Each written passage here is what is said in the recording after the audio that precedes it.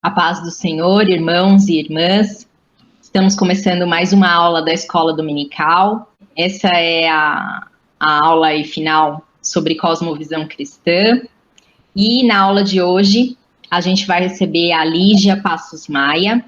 A Lígia é formada em Química Ambiental, ela é doutora em Química pela USP, ela é professora na Universidade Federal do ABC, e ela realiza pesquisas em síntese, modificação e caracterização de polímeros. Ela também é associada da Associação Brasileira Cristãos na Ciência, ABC2, onde ela lidera um grupo de estudos, e ela também é presbítera na Igreja Renascer em Cristo. Lígia, é uma honra ter você na nossa igreja, ainda que de forma virtual. Muito obrigada, Érica. Também é um prazer estar aqui com vocês, participar, né, e compartilhar esse tema, né, que é fé cristã e ciência, né, um tema que eu tenho me debruçado nos últimos anos. O tema ciência em si, né, como a gente ouve tantas vezes falar na televisão e hoje, atualmente, né, está tão em voga, especialmente pela pandemia, às vezes parece um tema muito simples, mas tem muita coisa para a gente explorar, né, eu sei que tem muitas perguntas que surgem, então, para mim, é um prazer compartilhar aquilo que eu tenho estudado, e é, de fato, o motivo pelo qual eu tenho me debruçado sobre esses assuntos, né, que é para compartilhar com o corpo de Cristo, né, já que eu sou cientista, né, eu acho que é um ministério mesmo conseguir fazer essa relação entre fé cristã e ciência e compartilhar com os irmãos, né, para o nosso crescimento. Então, vamos fazer uma oração abençoando a nossa aula de hoje. Bondoso eterno Pai, nosso Deus, Tu que és o Todo-Poderoso, Criador dos céus e da terra, que o Senhor esteja, Senhor, cuidando da vida da Lígia, Senhor, da aula de hoje, esteja, Senhor, colocando as suas mãos poderosas sobre a vida dela, Senhor, da sua família, dos seus sonhos, dos seus trabalhos, Senhor, na ABC2, na pesquisa, na vida acadêmica, que o Senhor esteja cuidando de cada detalhe, Senhor. Abençoe também, Senhor, todas as pessoas que estarão aqui assistindo essa aula, que o Senhor esteja tocando nos corações, esteja falando em específico com cada um, e que nós possamos aprender mais e mais de Ti, Senhor, e que nós possamos ter a ousadia, Senhor, de pregar a Tua palavra, de falar de Ti, e também a sabedoria, Senhor, e o discernimento para saber quando falar, como falar, que o Senhor esteja, Senhor, nos instruindo. Espírito Santo, nos enche, Senhor, nos faz transbordantes de Ti. Em nome de Jesus, amém. Amém. Bom dia a todos vocês também, né? Então, mesmo que eu não esteja vendo todos vocês, é um grande prazer tê-los nesse momento. Eu fiz parte do meu doutorado na Inglaterra, e quando eu estava na Inglaterra, eu fui colocada em contato com uma associação de lá chamada Christians in Science, Cristãos na Ciência, lá da Inglaterra. E aí, quando eu fui na primeira palestra, eu comecei a ver, de fato, como que o conhecimento científico poderia ser usado para servir a Deus. Né? E aí, a partir daquele momento, eu falei, é isso que eu preciso fazer, né? E me associei, eu recebi uma mensagem que eles queriam mandar alguns estudantes para fazer um curso na Universidade de Cambridge, no instituto que é chamado de Faraday Institute for Science and Religion, então para ciência e religião, né, e eles dão um curso anual no verão, e eu tive o prazer de participar, então eu tive ali um treinamento intensivo ali da relação entre fé e ciência, e voltei para o Brasil, assim, cheia de vontade de compartilhar isso que eu estou compartilhando com vocês, e na mesma época foi a época que a Associação Brasileira de Cristãos na Ciência estava sendo criada, né? Então, desde o projetinho dessa associação eu já tive contato, e é uma associação que ela tem os mesmos moldes de outras associações que existem pelo mundo também, né? A Associação dos Estados Unidos, The American Scientific Affiliation, do Canadá, que é a Scientific and Christian Affiliation e a Christians in Science, que é da Inglaterra. E assim como elas, o objetivo da Associação Brasileira de Cristãos da Ciência é de servir a Igreja de Cristo com esses temas. E como fazer isso, né? Então, como ações que a associação tem, estão a tradução de livros, para a gente ter material em português para ler, então, para estudar mais, a gente tem grupos de estudo, treinamentos, encontros, várias palestras, seminários, conferências, né, de modo que a gente possa mastigar esse conteúdo e oferecer para a igreja brasileira, ou também sentar junto e aprofundar esses conteúdos, aprofundar no estudo. Indo ao nosso assunto, fé cristã e ciência são compatíveis?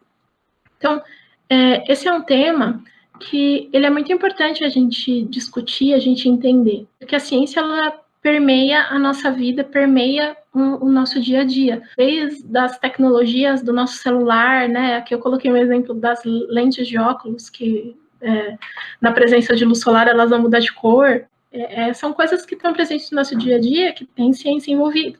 Né, outras questões, talvez um pouco mais polêmicas, né, o aquecimento global, a água, poluição da água, falta de água, alimentos transgênicos, né, agora com o Covid, né, a ciência está bem mais em voga, né, então assim, qual remédio que eu vou tomar? Eu tomo vacina, não tomo vacina? Precisa lavar a mão? Precisa usar máscara, né? E aí fala, não, mas a ciência fala isso, a ciência fala aquilo, né? Outros temas que já estão em voga há mais tempo, né? A criação do universo, por exemplo. A ciência fala que teve um Big Bang, ou a evolução das espécies, né? O que a ciência fala sobre isso?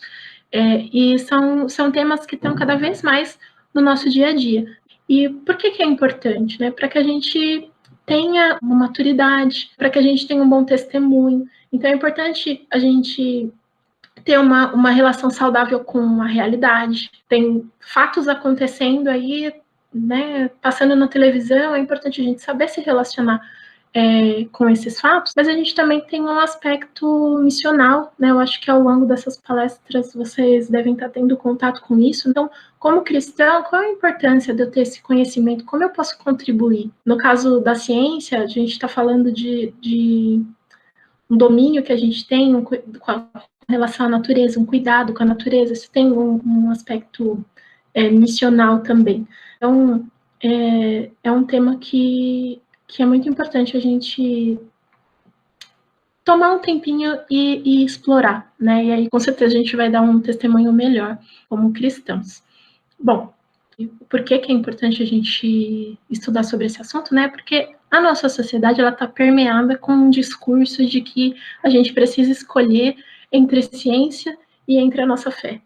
E será que isso é realmente verdade? Será que os dois são dois opostos, que a gente precisa escolher, ou eu escolho a fé, ou eu escolho a ciência? Será que esse conflito, ele é verdadeiro? Será que você precisa escolher, né? Se você vai ser cristão ou se você vai aceitar a ciência? Né? Então, faz parte daquilo que a gente vai conversar hoje. Né? E para começar essa conversa, a gente precisa, em primeiro lugar, entender o que é ciência. Né? Então, o que é ciência? Ela é o coletar de fatos no mundo natural, de modo objetivo, a partir dos quais, utilizando o método científico, leis gerais são produzidas. Então, eu vou conversar um pouquinho com vocês sobre o que é o método científico, para a gente conseguir entender o que é a ciência, né? E também vou tocar em dois assuntos que são bem pertinentes quando a gente está falando de ciência e a relação entre ciência e fé. O primeiro, que são as perguntas que a ciência pode responder, né? E pressupostos que a ciência tem para conseguir funcionar bem. Tá? Então, será que a ciência pode responder a qualquer pergunta? A gente vai conseguir ver isso hoje. Então, vamos começar falando sobre o método científico. O método científico, ele se refere a uma série de regras que são procedimentos que a gente precisa seguir para produzir conhecimento científico. Então, a primeira etapa dessa produção de conhecimento científico, né, é fazer uma observação. Com base em uma observação, a gente faz uma pergunta. Então, por exemplo, né, você foi para o interior, viu um rio e a água do rio está descendo, né? Então, você fez essa observação, você pode fazer uma pergunta. Você pode falar, a água do rio sempre desce? Com base nessa pergunta, a gente formula uma hipótese. E uma hipótese seria uma proposta de resposta. Então, uma hipótese pode ser, por exemplo, bom, a água do rio sempre desce. Né? Com base nessa hipótese, a gente vai conduzir uma experiência. Nesse caso, essa experiência pode ser, eu vou selecionar todos os rios da cidade e vou verificar a altura em 2 pontos e ver se essa água está sempre descendo. né? Então, você vai conduzir esse experimento e a condução desse experimento vai te trazer uma resposta, né? Essa resposta, ela pode dizer que a hipótese está correta ou que a hipótese está errada, tá? Então, esse experimento vai trazer para a gente ou um aceite da hipótese ou uma rejeição da hipótese, tá? Então, eu vou fazer o meu experimento, eu vou fazer as medições. Se essas medições, se todas elas me mostrarem, né, que a água do rio está descendo, então ela está correndo de um ponto mais alto para um ponto mais baixo, então eu aceitei a minha hipótese. Mas se de repente forem feitas lá as medições e não foram todas as medições que mostraram que a água está correndo para baixo, né? Num caso como este, essa hipótese seria rejeitada. Rejeitei essa hipótese, eu posso continuar com a minha pergunta, mas eu vou formular outra hipótese. Ou eu também posso formular outra pergunta. E esse ciclo, ele vai continuar até que eu tenha um aceite aqui da hipótese. O que é importante com relação à nossa pergunta e à hipótese? A pergunta precisa gerar uma hipótese testável, ou seja, eu preciso conseguir fazer um experimento relacionado à minha pergunta, e ela precisa ser falseável, no sentido de que a minha hipótese, depois que eu fizer o experimento, ela possa ter como resposta sim, mas também possa ter como resposta não, né? Então, no caso aqui da água correndo para baixo, né, eu poderia ir lá e medir e ver que corre para baixo, ou medir e ver que não corre para baixo. Então, eu preciso ter a opção do não, né? Ou um exemplo de hipótese que não tem a opção do não. Por exemplo, as bananas podem ser amarelas ou de outra cor. Isso não é uma hipótese falseável, porque a minha resposta sempre vai ser sim, né? Eu já vi uma banana que era vermelha. E então, se eu falar, bom, uma banana vermelha, essa minha hipótese, ela sempre vai ter uma resposta sim, né? As bananas podem ser amarelas ou de outra cor. Se eu pegar uma banana amarela, que a maioria é amarela, a minha hipótese também vai ser sim. Então, essa hipótese, ela não é falseável. Tá? Então, a pergunta que gerou essa hipótese não é uma pergunta que pode ser respondida pelo método científico. Tá? Então, a gente já vai vendo aqui que eu tenho uma série de regras. Eu não consigo obter conhecimento científico de qualquer maneira. Eu só consigo obter conhecimento científico se eu seguir essas regras. A gente tem ideias iniciais que elas vão ser confirmadas pelos experimentos. Mas não só por um experimento. Tá? Elas precisam ser ideias que elas vão, e hipóteses que foram aceitas, mas que vão sobreviver a uma série de testagens, a revisões, a repetições de outros cientistas, tá? De modo que, se essas previsões, elas vão sempre ser atendidas, se as minhas hipóteses, né, falando que eu estou estudando o mesmo tema, né? A minha hipótese, ela sempre vai ter uma resposta de sim, sim, sim, né? Com vários cientistas fazendo os experimentos, a gente vai consolidando aquele conhecimento que foi obtido através do método científico. Então, eu vou tendo um conhecimento científico que vai cada vez mais sendo consolidado. E quando ele é consolidado, a gente pode passar a chamar essas ideias, essas hipóteses, a gente pode começar a chamar elas de teorias, tá? Então, assim, por que eu preciso checar, testar, revisar, repetir? Porque é por vários cientistas. Por que eu sempre preciso de muitas pessoas trabalhando nessa empreitada? Para a gente tirar, por exemplo, o erro humano, né? De repente você fala assim, não, mas tal cientista esqueceu de considerar tal fator. Não tem problema. O outro cientista vai refazer, vai alterar um pouquinho os parâmetros para ver se aquela observação que o primeiro cientista fez, se ela é algo que pode ser generalizada, se ela é algo que vai servir para várias situações, de modo que a gente possa chamar de teoria. Então, quando a ciência apresenta uma teoria, não é que nem uma resposta de detetive, sabe? Quando o detetive fala assim, não, eu tenho uma teoria sobre o que aconteceu, né? Quer dizer que ele está ali na cabeça dele, tentando verificar ali uma resposta, trazendo informações, juntando um quebra-cabeça. Quando a gente fala em teorias científicas, não é ali uma ideia que ainda vai ser comprovada, né? Não é aquela ideia de detetive. É algo que realmente é muito sólido do ponto de vista que já foi testado de diversas maneiras e é um conhecimento científico que pode ser tido como uma lei geral, como algo que vai ser aplicado em um cenário bastante amplo e algo que passou pela prova dessa repetição. Tá? Isso não quer dizer que as teorias elas não podem ser mudadas, ajustadas ou até reformuladas, tá? Porque se eu tenho uma nova observação, mesmo com relação a uma teoria que já está bem consolidada, eu obrigatoriamente preciso seguir todo o ciclo de novo do método científico, e aí pode ser que essa teoria precise sofrer alguns ajustes, tá? Então, a ciência, especialmente pelo como o método científico funciona, ela está sempre se desenvolvendo. Nunca dá para saber que a gente já chegou à palavra final sobre um determinado tema. Por quê? Sempre existe a possibilidade de uma nova observação, e aí a gente precisa recomeçar esse ciclo, tá? Mas, enfim, não tomem teorias como, é só uma teoria, né? Não preciso me incomodar com isso, eu não preciso prestar atenção nisso, porque as teorias científicas, elas não são meros achismos, né? Já foi bastante testado. Um exemplo de teoria é a teoria da gravitação. Então, o que diz a teoria da gravitação? Que dois corpos atraem-se com força proporcional às suas massas e inversamente proporcional ao quadrado da distância que separa seus centros de gravidade. Nossa, super complexo aqui, né?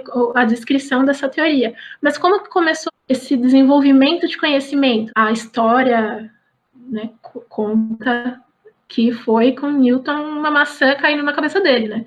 Ele fez essa observação e aí ele perguntou por que as maçãs caem? Por que as coisas caem? Né? Por que para baixo? Né? E a partir daí começou uma investigação científica até se chegar numa teoria da gravitação. Né? Então a maçã caiu para baixo, mas será que a banana cai para baixo? Né? Então a gente precisa testar. Então aquilo foi, essa hipótese foi testada e confirmada muitas vezes, até se chegar a uma teoria da gravitação, até se conseguir entender a lei da gravidade, né? Então, a lei são regras normalmente físicas que elas vão se aplicar de maneira geral. Esse método científico, ele tem um passo a passo até que se possa desenvolver, de fato, uma teoria mais robusta. Só de ver a maçã caindo, não daria para saber, por exemplo, que a força era proporcional às massas, né? A força de atração. Bom, como eu falei para vocês, né, a nossa pergunta, ela precisa gerar uma hipótese testável e falseável. Isso leva a gente para o fato de que não é qualquer pergunta que pode ser respondida pela ciência. Eu vejo uma chaleira elétrica com água fervendo, né? Eu posso fazer a pergunta, o que é isso? É um tipo de pergunta chamada interpretativa, que ela vai esclarecer o significado de uma palavra ou o significado daquilo que você está observando, né? Eu responderia para você, isso é uma chaleira elétrica, né? Agora está mais comum, mas não era tão comum no Brasil até pouco tempo. Né? O que é isso? Isso é uma água fervendo. Eu posso também fazer a pergunta, como que essa água está fervendo? Né? E as perguntas do tipo como, elas são descritivas, elas vão descrever detalhadamente uma composição, uma característica, um processo. Aí eu posso explicar para vocês, olha, sabe, como a água está fervendo? O que acontece é o seguinte, se a gente dá calor, transfere calor para a água, a temperatura vai aumentando, e quando a temperatura de um fluido vai aumentando, né, a pressão de vapor dele vai se alterando, né, até um ponto em que ela vai se transformar em vapor. E quando ela começa a se transformar em vapor, né, ela vai borbulhando, e a água ferve, né, a cerca de 100 graus Celsius. Então, eu posso explicar qual é o processo físico que está acontecendo, né? A água vai receber calor, as moléculas vão se agitar mais, a interação entre as moléculas vai diminuindo até que uma deixa de interagir com a outra e vira vapor. Né? É uma pergunta também. Né? Outra pergunta que eu posso fazer é por que essa água está fervendo? Né? E o porquê é uma pergunta que a resposta vai informar sobre a intenção, sobre a motivação. Né? E aí eu posso responder, a água está fervendo porque eu quero tomar um chá. Né? Eu também posso fazer a pergunta para quê? Que é uma pergunta que informa o propósito de algo, né? Para que essa água está fervendo? Está fervendo para fazer o meu chá. Né? O chá precisa de água quente, então eu estou fervendo a água para fazer o meu chá. Tá?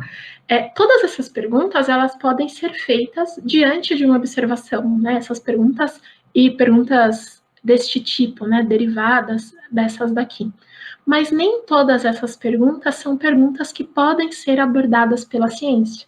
Então, perguntas do tipo por quê e para quê, né? Perguntas que informam a intenção, a motivação, o propósito, são perguntas que elas não podem ser abordadas pela ciência, porque a gente não consegue aplicar o método científico com esse tipo de pergunta, tá? Então, mesmo que eu faça uma pergunta de porquê, né, qual era a sua intenção quando você colocou água para ferver, você não consegue conduzir um experimento para descobrir qual era a sua intenção quando você colocou a água para ferver, né? Eu preciso te perguntar e você vai me responder. A sua intenção era fazer um chá. Mas só pela chaleira fervendo, não tem como eu fazer um experimento na chaleira fervendo para descobrir a sua intenção. Então, perguntas do tipo por quê, para quê, elas não podem ser abordadas pela ciência e são perguntas que elas não vão competir com as perguntas que podem ser abordadas pela ciência. Então, perguntas do tipo por quê e para quê, elas não vão competir com perguntas do tipo o que e como, tá? Elas são perguntas complementares. Exemplos. A gente observa o universo. Eu posso perguntar como o universo se desenvolveu? Seu desenvolvimento foi acidental ou foi planejado? O que vai ocorrer com o universo ao longo dos anos? Nós, os seres humanos, temos algum significado no universo? São todas perguntas que são perguntas válidas, que podem vir à nossa mente. Mas apenas a pergunta 1 e a 3, elas podem ser abordadas pela ciência. Então, a gente só consegue aplicar o método científico em como o universo se desenvolveu. E o que irá acontecer com o universo ao longo dos anos, com base no que a gente tem de observação do presente e do passado. Tá? Mas agora, se ele foi acidental ou se alguém planejou o universo, não tem como aplicar o método. Tá? Então, a gente já vai vendo algumas limitações do método científico. De nenhuma maneira a gente diminui a importância da ciência, mas a gente começa a ver que ela não consegue responder a qualquer tipo de pergunta. Com certeza você já ouviu alguma afirmação desse tipo, que as pessoas costumavam acreditar que Deus havia criado o mundo, mas agora nós sabemos que existe o Big Bang, né? Então, esse tipo de afirmação é muito comum nos ateístas modernos, né? Mas implícita a essa afirmação, né, tem duas afirmações. O mundo existe porque Deus criou, né? O Big Bang explica como o mundo veio a existir. São duas perguntas, né? Uma de porquê e outra de uma pergunta de mecanismo, de como, que elas não são perguntas que elas vão competir entre si. Então, se você prestar atenção nas duas perguntas, elas não são alternativas lógicas. Ou você tem uma resposta para uma, ou você tem uma resposta para outra. Tá? São perguntas que elas são complementares. Tá? Então, a gente não tem... se você fizer uma análise lógica, né, não é uma análise de fé nem nada, uma análise de lógica das afirmações, você vai ver que elas não são duas afirmações que elas competem entre si do ponto de vista da lógica. Tá? Então, se você entender como uma invenção funciona, isso, você não precisa, pela lógica, negar a existência do inventor. Depois, se você quiser negar a existência do inventor, você pode negar. Mas não como uma resposta lógica ao fato de que você entendeu como aquela invenção funciona. Ainda falando da ciência, né, e das perguntas que ela pode abordar, a gente consegue ver que, diante de uma observação, nem todas as explicações vão ser explicações científicas, porque nem todas as perguntas podem ser abordadas pela ciência. Tá? Então, as explicações científicas, elas não vão ser o único tipo de explicação que existe no nosso mundo, na nossa vida. Tá? As explicações científicas nem sempre vão ser as melhores para uma determinada situação. Né? Então, por exemplo, alguém falece, né, e a pessoa pergunta por que essa pessoa faleceu. Não cabe naquela situação alguém vir explicar a biologia de como um órgão falhou e levou aquela pessoa ao óbito, né? Não é essa pergunta que a pessoa está fazendo. Né? Então, nem todas as perguntas que a gente faz podem ser... a melhor explicação vai ser a explicação científica. Né? E isso leva a gente a entender que existe conhecimento além do conhecimento científico. Tá? Então, existem coisas que a gente pode saber, que a gente pode conhecer, que não veio necessariamente através do método científico. Tá? Então, o conhecimento científico ele precisa ser gerado através do método científico. Outros tipos de conhecimento existem, mas não vão ser gerados através do método científico. Tá? Então, entender o método, entender essas limitações, é um ponto importante para a gente entender a relação entre a fé cristã e a ciência, porque nós, como cristãos, a gente vai falar, eu tenho conhecimento de Deus, eu tenho conhecimento da palavra, eu tenho uma vivência de vida, né? E vivência de vida não precisa necessariamente ser cristão. Você tem conhecimento na sua vida, mas esse conhecimento não veio, não todo o conhecimento que você tem na sua vida veio através do método científico, tá? Então, existe conhecimento que não é conhecimento científico. E aí, com essa base, né, do que é a ciência, dá para a gente começar a tocar nos pontos que são pontos de conflito, né? Então, eu falei para vocês que o discurso atual, né, principalmente na mídia, né, tá, se você precisa escolher entre a sua fé e entre a ciência, então coloca as duas como se estivessem em conflito. E qual é a principal causa, qual é a principal razão desse conflito? A principal, normalmente, é por não entender direito os limites da ciência. Então, a ciência, ela lida apenas com o mundo natural. Então, quando a gente vai falar da nossa fé, do mundo espiritual, do mundo sobrenatural, a ciência não tem como trazer conhecimento científico a respeito disso, porque ela trabalha com o mundo natural. O método, como a gente já viu, ele é muito limitado, porque você precisa seguir todas as regras, não adianta você querer fazer diferente. E aí, dessa forma, as questões que ela pode abordar também são limitadas. Então, uma explicação científica vai exigir que um experimento tenha sido conduzido, vai exigir que o método científico tenha sido aplicado. Tá? E aí, nesse sentido, o método científico, ele é neutro. Ele não vai implicar a fé, ele não vai implicar o ateísmo, né, uma não fé. Ele é um método neutro, ele não está envolvendo nem a fé nem a falta de fé. Né? Ele vai estar envolvendo observações, experimentos e as suas respostas. Tá? Então, o método científico, ele não vai ser capaz de te trazer uma resposta de fé através do método. Tá? Então, a resposta de fé ou a resposta do ateísmo, ela não vai ser um conhecimento científico. Né? Pode ser algum outro tipo de conhecimento, pode ser uma filosofia, né? Mas ela não vai ser um conhecimento científico. Isso é importante para a gente saber. E quando esse limite da ciência ele não é reconhecido, a gente começa a ter problemas, né? Um problema, por exemplo, é chamado de positivismo lógico, que é uma filosofia, né? Não é ciência, é filosofia, que diz que qualquer conhecimento possível deve ser alcançado pelo método científico, né? Ou seja, né, que esse positivismo lógico está dizendo? Se algum conhecimento não veio pelo método científico, ele não é um conhecimento possível para a humanidade. Mas a gente já viu que tem conhecimentos que não vêm pelo método científico. Né? Outro problema que a gente pode ter é algo que a gente chama de cientificismo, que é afirmar que a ciência pode responder todos os tipos de pergunta, e não que ela pode responder somente as perguntas para as quais a gente consegue aplicar o método científico. Né? O cientificismo, ele também é uma filosofia, ele não é ciência. Né? É uma filosofia que vai elevar a ciência a um patamar como aquilo que pode responder tudo. Né? Então, muitos ateus, né, e muitas pessoas seguem essa filosofia de que a ciência pode trazer todas as respostas. Né? Mas aí, muitas vezes, esse cientificismo ele vai ignorar que a ciência, ela pode cometer erros, né? Pode cometer erros, mas aí se a gente continua testando, se a gente continua fazendo experimentos, a gente vai descobrir esses erros e vai corrigir. Ela também ignora o fato de que a ciência muda. Tá, então, a ciência é um projeto inacabado. Se eu tiver uma observação nova, eu preciso voltar no meu ciclo, e aí a minha teoria pode sofrer alguns ajustes ou pode mudar. Tá? Então, a gente precisa considerar isso. Tá?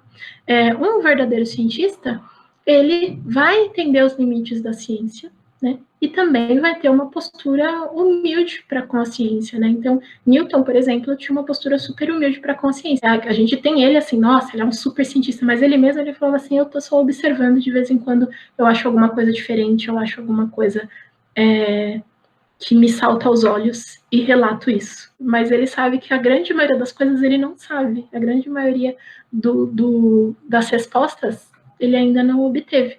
Né? Então, para fazer ciência de verdade, é preciso saber desses limites. Tá? Senão a gente não está fazendo ciência. Um recorte interessante que eu queria trazer para vocês também com relação à ciência e seus limites é uma pergunta que um autor fez, o Peter Harrison. Ele é um estudioso de história da ciência. Ele tinha uma pergunta. Né? Diante dessa afirmação de que a fé está em conflito com a ciência, será que isso sempre aconteceu? Da onde que vem esse conflito? Né? E quando ele parou para estudar, ele viu que, na maior parte da história, a ciência e a religião, elas não estavam em conflito. Até o século XIX, a ciência era tida como uma virtude interna da pessoa, e a religião também, né? Então elas estavam ali na mesma classe, né, de uma virtude interior. Então não tinha como elas estarem em conflito. E aí, conforme o tempo foi passando, ainda antes do século XIX, né, a ciência ainda era vista como uma virtude interior, mas ela já passou a estar mais ligada à observação da natureza, a esse pensamento de tentar derivar conclusões lógicas a partir de padrões, a partir de observações da natureza, né, para chegar nas leis da natureza. Né? Então, eu faço uma série de observações e entendo um padrão, e aquele meu padrão, como eu vejo que sempre se repete, eu vou chamar de lei da natureza. Né? E aí, até o século XIX, essa prática, o exercício da ciência, era entendido como, assim, com relação a qual vai ser o resultado, tendo como resultado um crescimento moral, tanto da pessoa que fazia ciência, como da sociedade. Né? Então, até o século XIX, o exercício da ciência e também o exercício da religião, eles estavam ligados à virtude do ser humano, então, iam ter implicações morais boas no ser humano. Quando a gente chega no século XIX, aí sim que a gente tem o desenvolvimento da ciência moderna e a aplicação do método científico. A hora que no século XIX, né, a ciência moderna, o que é ciência, passa a ser definida pelo método científico, a gente tem um recorte muito menor do que é considerado ciência e um recorte que ele vai estar à parte das questões morais, tá? E o exercício da ciência ele vai ficar agora restrito à figura do cientista. Se você vai fazer ciência, você precisa ser um cientista, né? Antes nem existia o nome cientista, né? Mas agora você vai precisar fazer um experimento, então eu preciso de um laboratório, então o número de pessoas que podem adentrar nessa área vai ser muito, muito menor, né?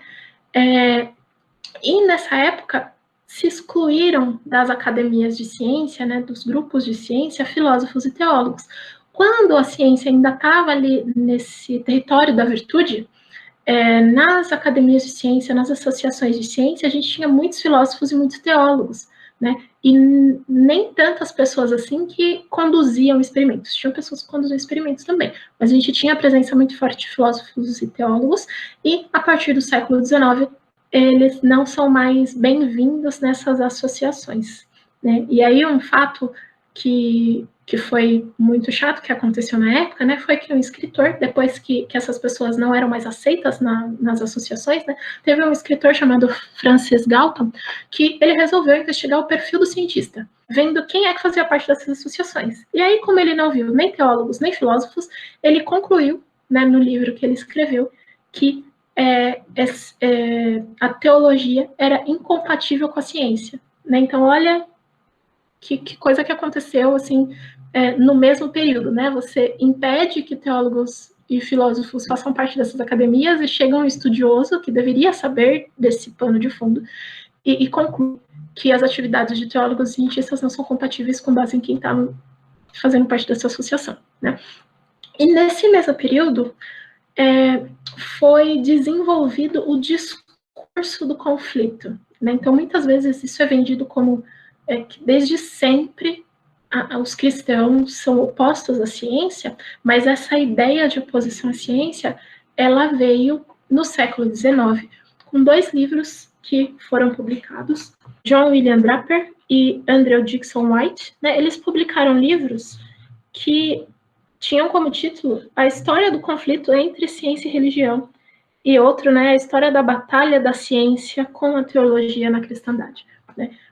Só que esses livros, eles tinham uma série de fatos mentirosos e uma série de fatos, quando não eram mentirosos, eram distorcidos, para dizer que, desde sempre, desde a Idade Média, a ciência esteve em conflito com a religião e mais, a ciência atrapalhou a religião, né? E quando esse Peter Harrison, né, foi não só ele, outros autores também, né, foram avaliar o conteúdo, né, desse discurso, viram que ele foi construído para criar esse conflito, mas algo que não existia antes, tá? Esse discurso do conflito. Outro ponto importante que ajuda a gente a ligar a ciência com a fé cristã são os pressupostos. O que são pressupostos? São ideias que dão base para a ciência. Tá? Então, a ciência, para ela ser desenvolvida, eu preciso de algumas ideias que fundamentam esse desenvolvimento, mas eles são pressupostos porque eles não são ideias científicas, são ideias que vieram antes. Tá? Quais são essas ideias? A racionalidade humana. Então, eu preciso acreditar que o nosso processo cognitivo faz sentido. Né? Então, eu preciso acreditar que você está processando na sua cabeça aquilo que eu estou falando. A inteligibilidade do mundo, eu preciso acreditar que o mundo pode ser entendido, senão nem vale a pena eu começar a explorar, né? Eu preciso acreditar na ordem da natureza, então que a natureza, ela tem uma ordem, tem um padrão, né? Que aquilo que eu vou observar hoje, potencialmente eu vou observar amanhã, porque daí que vem o conceito de padrões e leis científicas e leis da natureza, né? Eu preciso acreditar na uniformidade dessas leis. Então, assim, mesmo que eu tenha mudança no mundo, eu preciso entender ou supor que eu vou ter um padrão que vai se manter ao longo do tempo e que esse padrão governa a natureza. Tá? Então, que isso dá sentido às minhas observações científicas. E eu também preciso acreditar que existe valor, que existe relevância em fazer ciência. Né? E esses pressupostos, muitos deles têm base na fé cristã, ou a base, né, na fé judaico-cristã, na fé de um Deus criador, de um Deus único, de um Deus que sustenta a natureza. Tá? Então, quando a gente olha para esses pressupostos, a gente consegue identificar muito da contribuição da fé cristã para a ciência moderna. Né? Então, um ponto interessante que a fé cristã incentivou a ciência é no fato de que a gente tem um Deus criador, que é separado da criação. Né? Para falar isso, né, eu vou exemplificar pelos gregos. Na época da Grécia Antiga, os gregos eles enxergavam a natureza como algo divino, algo semidivino. Então, assim, como é que eu vou fazer um experimento com algo que é um Deus? Então, tocar na natureza, fazer um experimento com a natureza seria incabível, um sacrilégio na época da Grécia Antiga. Tá? Então, não tem nada de encorajador. E, além disso, se a natureza ela é como Deus, então ela tem vontade. Então, ela vai fazer o que ela quer no momento que ela quer. Então, se choveu, é porque o Deus da chuva quis que chovesse. Né? Se teve um terremoto, é porque o Deus do terremoto ficou bravo. E não que existia um padrão que permeasse a natureza, né? A natureza ia se comportar de acordo com o humor daquele determinado Deus. Então a gente tinha um cenário que não era nada encorajador. Mas quando a gente olha para a fé cristã, para a base cristã, né, a gente está falando de um Deus único, né, que se revela como criador da natureza e um Deus que ele é separado da natureza. Né? Então, se Deus não é a natureza, então eu tenho mais liberdade para fazer um experimento. Quando a gente pensa ali nas características de Deus, né, quando ele fala porque eu, o Senhor, não mudo, né, a gente está pensando, poxa, então a natureza ela não vai mudar, ela vai seguir um padrão. Né? Quando a palavra de Deus fala que Deus é fiel, a gente tendo certeza de que Deus não muda, a gente tem certeza de que a natureza ela vai seguir um padrão. Né? Não vai ser assim, a natureza vai ficar ao bel prazer de um humor de um Deus. Né? A gente sabe que ele é um Deus fiel. Então a gente vai também acreditar que a natureza vai ter um padrão, né? E quando a palavra também fala, né, sustentando todas as coisas pela palavra do seu poder, isso também reforça a ordem, uniformidade e padrão da natureza. Então, essa visão da natureza, ela vai encorajar o fazer ciência e também vai dar base para muitos daqueles pressupostos que a gente viu. E quando a gente pensa assim, e qual seria a minha motivação de estudar a natureza, né? Eu posso ver que a fé cristã dá base para a empreitada científica, mas qual seria a minha motivação como cristão? Né? Tem um cientista e também teólogo chamado Alistair McGrath, né? Que ele escreveu um livro chamado A Ciência de Deus, e aí nesse livro ele fala uma coisa muito interessante, ele fala, se o mundo é de fato a criação de Deus, então há razões para um diálogo teológico com as ciências naturais. Né? O Deus que se refere à teologia cristã é o mesmo que criou o mundo investigado pelas ciências naturais. Então, se a criação do meu Deus é algo que ele fez, eu tenho razões para investigar aquilo. Né? E um outro versículo muito interessante, né, que está lá no Salmo 111:2, ele fala: grandes são as obras de Javé, né, o Senhor, e dignas de estudo para quem as ama, né? Ou também em outra versão: grandes são as obras do Senhor e para serem estudadas por todos os que nelas se comprazem, né? Então, traduzindo, para aqueles que gostam das obras do Senhor, para aqueles que gostam da natureza, é digno estudar, né? Então, a própria palavra de Deus nos encoraja a estudar a natureza, né? Que a gente estuda aí através da ciência. Tem uma tradição que também nos ajuda. A gente tem 2 livros escritos pelo mesmo Deus. Então, a gente tem o livro das palavras de Deus, que é a Bíblia, e vai trazer um conteúdo de teologia e um conteúdo moral, e um livro das obras de Deus, que seria o universo, né, que traz conteúdo de física, matemática, química, né? Então, essa tradição dos 2 livros, ela vai falar que o Senhor falou de 2 formas, né, na sua revelação especial, que é a palavra de Deus, que é a Bíblia, mas também através das obras criadas por ele, né? E aí, embora o conteúdo seja diferente, né, é o mesmo Deus. E essa tradição dos 2 livros, ela permeia o pensamento de muitos cientistas até o século XIX, né? Então, mesmo Charles Darwin, né, que todo mundo tem aí como o holofote do não cristão, né? No prefácio do seu livro Origem das Espécies, ele citou uma passagem de Francis Bacon, que é tido como um dos pais da ciência moderna, a respeito dessa tradição dos 2 livros. Então, mesmo no livro Origem das Espécies, lá no prefácio, está falando dos 2 livros. Tipo, a gente tem 2 livros e estamos estudando aí o livro das obras de Deus. Tem um reverendo, Frederick Temple, no século XIX, que também em um dos seus sermões ele falou: o cientista crente acredita que os 2 livros vêm de Deus e, portanto, ele não pode se recusar a aceitar o que ele encontra em um ou em outro. Né? Foi uma releitura do escrito dele, né? Mas foi mais ou menos o que ele falou.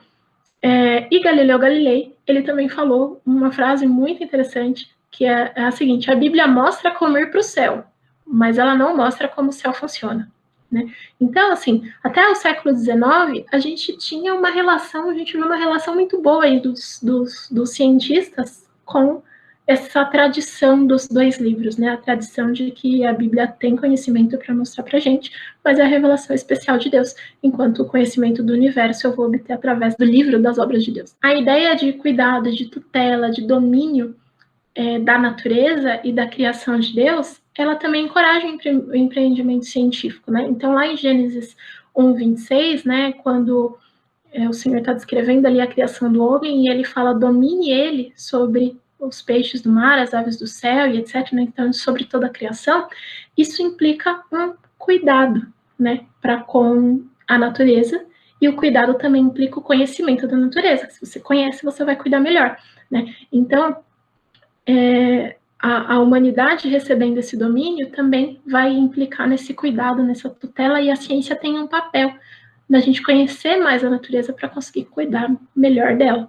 O que a fé cristã tem como respostas, né? Ao olhar para a natureza.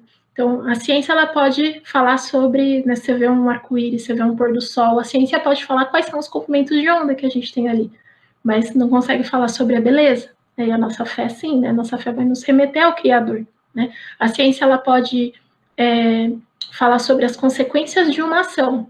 Se eu jogar um copo no chão, ele vai quebrar. Mas ela não consegue trazer para a gente se essa ação está certa ou errada, né? Que é uma resposta, é uma pergunta que tem a ver com a moral, e a religião consegue. Né? A ciência ela não vai incluir questões do tipo: existe algo além do natural? Existe Deus? Né? Ou por que existe Deus, ou como que essa existência se deve? É algo que não está entre as coisas naturais, então eu não consigo aplicar o método, né? Mas a religião consegue trazer essas respostas. A ciência consegue falar que com a química eu consigo fazer um remédio, mas eu também consigo poluir, também consigo fazer uma arma química. A ciência, ela nos dá muitos avanços, muitas respostas, mas ela não vai trazer para a gente algo que a religião tem para trazer para a gente, que é trazer valores que vão viabilizar o bom uso da ciência. A fé cristã, olhando para a ciência, ela pode trazer esses valores, falar: isso é certo, isso é errado. A química funciona desse jeito, ok, mas a gente não vai usar para poluir, a gente não vai usar para causar morte, né? Vai usar para trazer benefício. Então, esse tipo de resposta a fé cristã pode ter diante do conhecimento científico que é gerado. E a ciência, ela tem alguma contribuição para a minha fé? Né? Já falei para vocês que a ciência ela não vai conseguir provar Deus, né? Porque Deus é algo sobrenatural. Então, você não vai conseguir conduzir um experimento científico para chegar à conclusão de que Deus existe ou não existe. Então, ela não vai ser capaz de provar a existência de Deus. Mas uma vez que a gente crê em Deus, né, para um cristão, quando a gente começa a estudar a ciência, a gente vai começando a entender melhor as obras de Deus, a gente vai sendo exposto ali à sabedoria, ao poder de Deus, à beleza da criação. Isso fortalece a nossa fé, né? Então, até o fato da gente ser capaz de entender o mundo, isso já fortalece a nossa fé. Assim, nossa, Deus fez as coisas tão perfeitinhas, de modo que a gente consiga entender o mundo criado e que esse mundo criado a gente consiga admirar, e quando a gente admira, isso aponta para o nosso Criador, e a coisa mais bela que pode ter é a gente falar, nossa, esse Deus que criou tudo isso tão maravilhoso é o Deus que é o meu Deus pessoal, né? É o Deus que está comigo todo dia, né? Então, sem dúvida, o conhecimento científico pode engrandecer a nossa fé. Deus usou já a ciência para converter pessoas, né? Então, tem cientistas que olharam, admiraram e falavam, não tem como não ter Deus, né?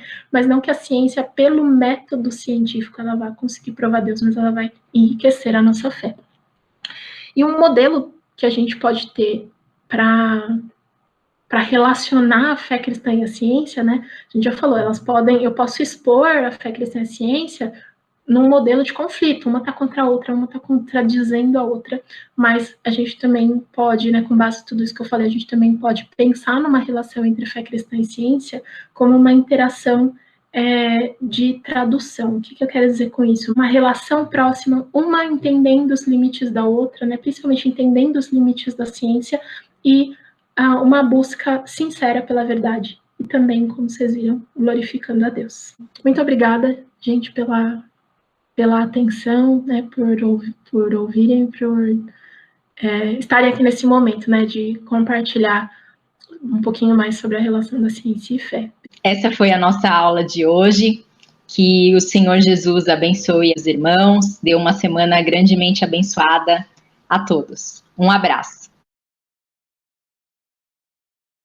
A ciência, ela contradiz Gênesis?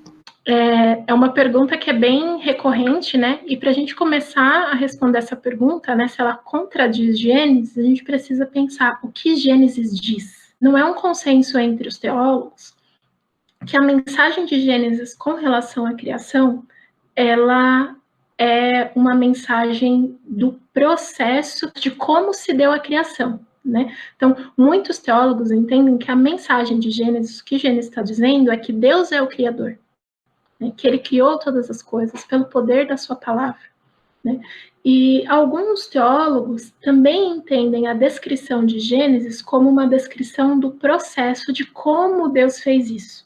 Tá? Então, a ciência, ela vai discordar de que a leitura de Gênesis é uma exposição científica do processo, né? Então, assim, para aqueles teólogos, né, estudiosos da Bíblia, ou para nós, se a gente entender que o que Deus está dizendo é que Ele é o Criador, não, né? A ciência não vai contradizer Gênesis, porque a ciência ela vai conseguir te dar um maior entendimento de qual foi o processo, mas não vai te falar quem foi o criador, quem foi o inventor, quem desejou que a criação existisse. Para aqueles teólogos que entendem que a descrição de Gênesis é uma descrição do processo, né, aí a gente está num cenário que a gente pode ter um conflito maior, mas a gente pode dar um passo atrás e entender assim, peraí, eu entendo que a palavra de Deus é verdade. Então, se no meu entendimento teológico, Gênesis está me descrevendo um processo, então a ciência, por ser capaz de descrever processos, ela vai chegar ao ponto de descrever o processo da maneira que Deus revelou na palavra. 2 pontos que eu acho que é importante tocar é que, normalmente, se fala muito sobre evolução, né, sobre a teoria científica da evolução, e uma coisa importante é que a teoria científica da evolução, ela não fala a respeito da origem da vida. Isso muita gente confunde. Ela fala a respeito de como as espécies se diversificaram. Então, eu tinha uma, duas espécies, e agora eu olho para o mundo e eu tenho centenas, dezenas, milhares. Então, ela é o melhor entendimento até o momento de como as espécies se diversificam, mas ela não fala sobre a origem da vida, muito menos sobre a origem do universo. A gente teria que ir lá para o Big Bang, por exemplo, né? Que o Big Bang é a melhor explicação que a gente tem para a origem do universo. Até uma coisa muito interessante no Big Bang, porque até pouco tempo atrás, antes da teoria do Big Bang surgir, a teoria vigente antes da teoria do Big Bang era que o universo era estável, que ele não tinha um começo, né? E logo no começo, assim, quando descobriram o Big Bang, alguns cientistas falaram, não sei muito se eu quero divulgar isso não, porque está muito parecido com a descrição da criação. Então, não, a ciência, ela não vai contradizer Gênesis, né? Se a gente entender o que é a ciência, né, que ela está ali sempre caminhando, conhecendo mais, não vai contradizer Gênesis. Outra pergunta que eu queria fazer para você é como a gente pode aí entender e lidar com o proselitismo agnóstico ou ateu em vários segmentos do meio acadêmico. Então, às vezes a gente está aí na escola, numa universidade, e de repente algum professor ou alguma autoridade ali dentro apresenta certas questões. Como que a gente lida com isso sendo cristão? É uma ótima pergunta, né? Porque isso tem acontecido cada vez mais, né? E aí, acho que, em primeiro lugar, a gente precisa pensar assim, né? Como eu vou lidar dentro do meu interior e depois como eu vou lidar com o exterior, né? Então, eu vou falar com vocês como lidar, né? Mas sempre o discernimento do Espírito Santo que vai dar pra gente ali um discernimento assim, será que eu preciso confrontar? Será que eu preciso falar? Isso é o Espírito Santo que vai dar esse discernimento pra gente, né? Mas com relação ao fato em si, né, desse proselitismo agnóstico e ateu, o que acontece, né? Muitos ateus nesses últimos tempos, né, e agnósticos também, têm usado a ciência para concluir que Deus não existe. Né? Então, aquela frase que eu coloquei para vocês, a gente achava que Deus tinha criado o mundo, mas agora a gente descobriu o Big Bang. Né? Então, tem usado a ciência para tirar uma conclusão, para apresentar um conhecimento que não é científico. Né? Então, o método científico, ele não tem a capacidade em si de provar a existência de Deus ou não. Né? Então, quando algum ateu vem dizer que porque a gente tem conhecimento da ciência, não faz sentido ter fé, ou você não teria que acreditar em Deus, ou que acreditar em Deus é para pessoas ignorantes, isso não é ciência.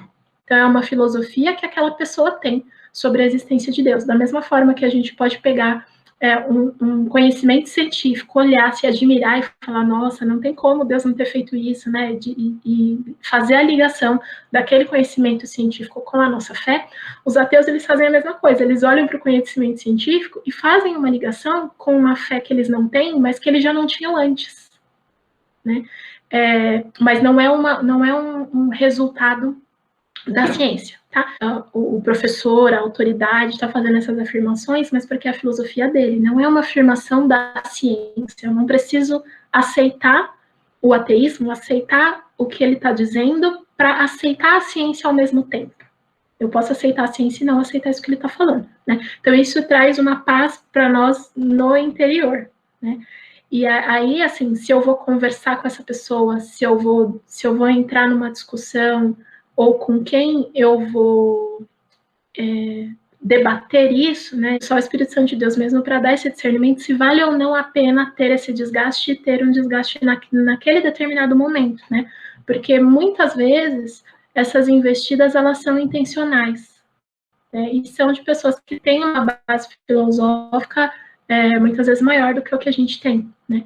Então, às vezes, de repente, você, um estudante, entrar num debate com um professor de filosofia, por exemplo, muitas vezes você vai perder na articulação e não no conteúdo em si, né? Mas isso coloca diante do Senhor para saber e vai dar discernimento para para você ter esse discernimento se você fala ou não fala, ou quando conversa, ou com quem conversa, tá?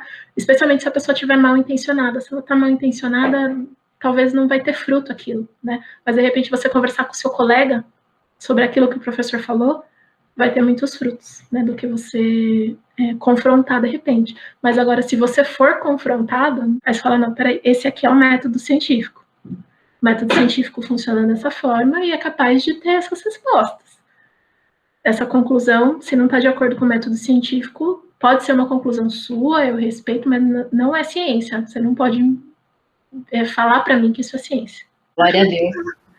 Já emendando aí outra pergunta, né?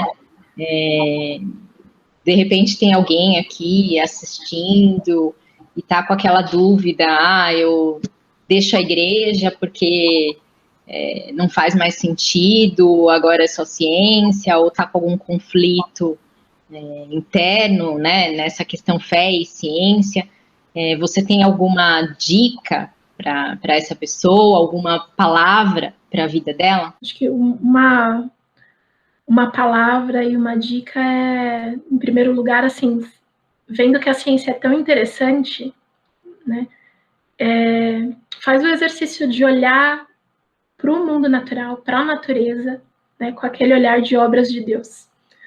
Porque a ciência vai ficar mais interessante ainda, né, mas vai fazer, assim como cristãos, né, vai fazer muito mais sentido você olhar para ela num contexto das obras de Deus, né, e saber que esse Deus, o mesmo Deus, né, que fez coisas tão interessantes, minúsculas e tão, né, tão enormes quanto o universo, é o mesmo Deus que te ouve, é um privilégio você já ter tido contato com esse Deus, né, é o Deus que toma conta de você, que se importou de escrever coisas para você se aproximar dele, né, que é a palavra de Deus, é algo que eu deixo assim como palavra para você pensar a respeito disso, porque é um grande privilégio você poder conversar, poder já ter recebido uma palavra desse Deus criador que fez coisas tão sensacionais.